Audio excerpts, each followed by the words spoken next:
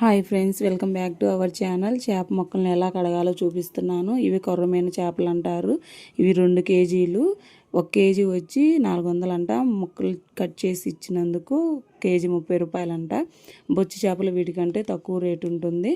కొర్రమైన చేపలు చాలా టేస్ట్గా ఉంటాయి. వీటికి బ్లడ్ ఉంటుంది కదా, వీటిని శుభ్రంగా కడుక్కోవాలి, లేకపోతే నీసు వాసన వస్తుంది. ఈ నీసు వాసన పోవాలంటే ఇలా కడుక్కోవాలి. ఫస్ట్ 2 సార్లు నీళ్ళు పోసి కడుక్కోవాలి. తర్వాత ఉప్పు పసుపు వేసి బాగా ఇలా మొత్తాన్ని చేపలకు పట్టించేసి ఇలా కలబెడుతూ ఇంకో 2 సార్లు అయితే కడిగేసుకోవాలి. తెల్లగా అయితే వస్తాయి అన్నమాట. ఇలా కడుక్కుంటే నీళ్ళైతే ఎక్కువ పడతాయి ఈ చేపలను కడుక్కోవడానికి. చూడండి, తెల్లగా వచ్చాయి. తర్వాత వీటి మధ్యలో ఇలా బ్లడ్ ఉంటుంది కదా, ఇది తీసివేయాలన్నమాట.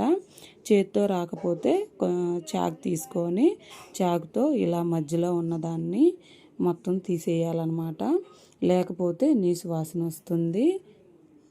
తర్వాత మజ్జిగను పోసి ఇలా 2 సార్లు కడిగేయాలి. లేదా బియ్యం కడిగి నీళ్ళతోటైనా జొన్న పిండితోటైనా కడుక్కోవచ్చు. చూడండి ఎంత తెల్లగా వచ్చాయో.